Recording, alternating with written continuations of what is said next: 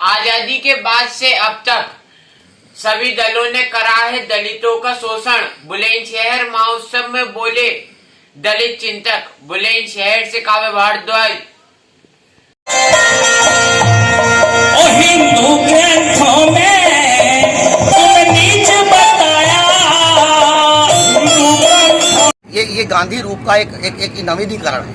Poona pact के बाद में जब जो कि वो सबसे बड़ा आंदोलन है, 21 दिन का उपवास जो है गांधी जी का भारत के इतिहास में सबसे बड़ा उपवास है।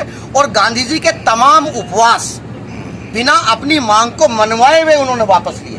अब गांधी जी की क्या मजबूरियां रही होंगी, मैं उनके ऊपर सवाल नहीं खड़ा करूंगा, लेकिन ये सवाल हमेशा बना रहेगा कि एक ऐसा वीकर सेक्शन जो सिर्फ अपने न्याय की बात कर रहा था, इस देश में जब जमीनों के हिस्से की लड़ाई हिंदू और मुसलमान लड़ रहे थे, बाबा साहब के नेतृत्व में इस देश का जो दलित मूवमेंट है वो इस देश का हिस्सा बनना चाहता था, इस देश में समाहित होना चाहता था, मात्र अपनी सहभागिता चाह रहा था। और उस सहभागिता के लिए गांधी जी का जितना व्यवहार रहा उसको सुधारने के लिए कहीं ना कहीं गांधी जी ने जिस तरह का कहा, वो वर्ण व्यवस्था की उन्होंने कहीं ना कहीं तारीफ की। वर्ण व्यवस्था कहीं ना कहीं कर्म पे आधारित है, तो अगर कोई वाल्मीकि है तो वो पखाना ही साफ करेगा। गांधी जी ने इस तरह का लोगों को उकसाया भी, और उकसाने का मेरे एक आर्टिकल भी था कि जिन हाथों में सबसे पहले कलम होनी चाहिए थी उन हाथों में झाड़ू क्यों।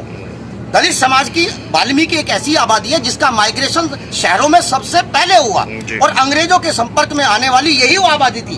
तमाम आबादियां जो दलितों की उपजातियां हैं उनमें वाल्मीकि समाज था, लेकिन वो कहीं ना कहीं गांधी जी के इसी लोकल और वोकल के जाल में फंसा, और उसके हाथ में आज तक भी झाड़ू है, किताब नहीं है, कलम नहीं है। तो मेरे हिसाब से देश दलितों को ये बातें बड़ी ध्यान से समझनी चाहिए कि ये लोकल वोकल कुछ नहीं है। इनको चाइना से व्यापार करना है, तमाम चाइना से व्यापार आज भी हो रहा है।